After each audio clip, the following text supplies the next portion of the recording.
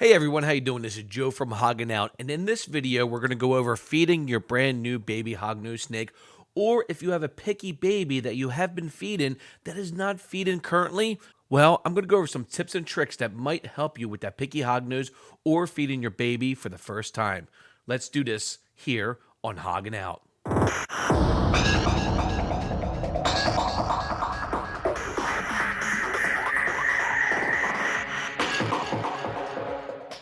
Now, at the current moment, I do not have a problem feeding my three babies that I've had for the last 2.5 months now. They have been eating every time I give them a pinky. That being said, guys, I do have one picky baby, and that is my head snow, possible head ghost female. She always likes to hide, and I always got to use a lid on top of the Tupperware, and I got to put the pinky on the inside. But guess what, guys? It works. That's one tip we will go over here soon. Now, if you received your new baby hognose snake and she has not eaten or he has not eaten yet, please ask the breeder on how many times they ate, because it should be at least 4 or 5 times before the breeder ships them out.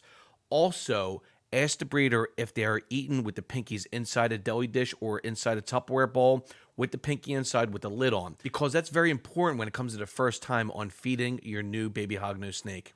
Now, when you purchase your frozen pinky mice, make sure you go to a reputable dealer. I use rodentpro.com. They're amazing. They ship out within 24 hours to 48 hours, and they use dry ice to make sure the freshness of your frozen pinkies.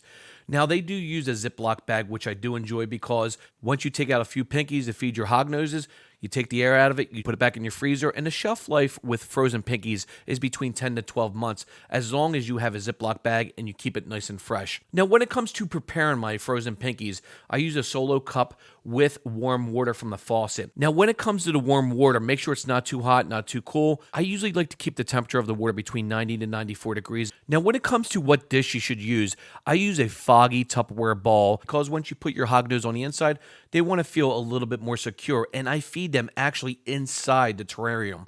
Yeah, I got the word right for once. Terrarium. Not terrarium, terrarium.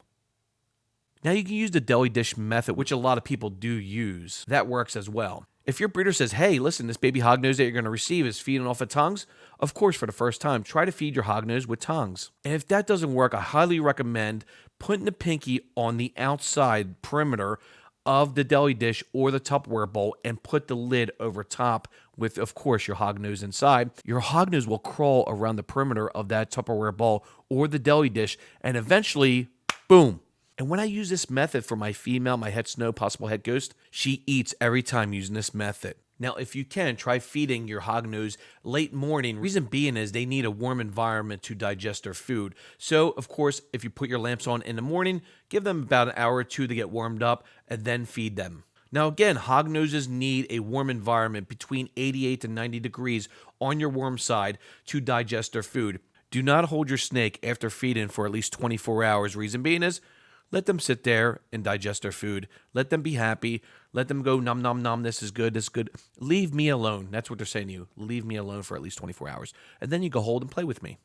Now, to add here, if you do have a hognose that is picky and doesn't want to eat, there may be a natural instinct on why they don't want to feed, especially if it's between November and February, because that's usually the brumation period. Now, this doesn't really adhere to the babies, but more so with subadults and adults. Now, I need to add here that if your snake is not eating frozen thawed pinkies, you might have to scent that pinky with either sardine or tuna juice, or you might have to scent it with toad. Yes, I'm going that far, guys. But remember, this is the last resort you need to do, because most of the breeders will not sell you a snake until they start eating on frozen thawed pinkies. Now, if you feed your hognose and they do regurgitate, please wait 3 to 5 days before you try to feed them again, because they need to recover from regurgitating that food, and there may be reasons why they are regurgitating their food. And the main reasons are the temperature of your enclosure, also the humidity in your enclosure, and also if they do regurgitate, make sure you put fresh water in their terrarium. So there you have it, everyone. Hopefully these tips and tricks and these methods work for you.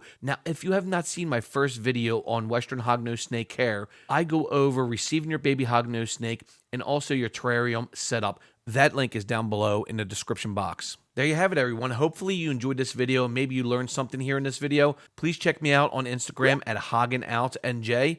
And if you're new here, hit that subscribe button along with the notification bell so you receive notifications on my new videos I upload. I'm Joe from Hogging Out. I'm out. Cheers.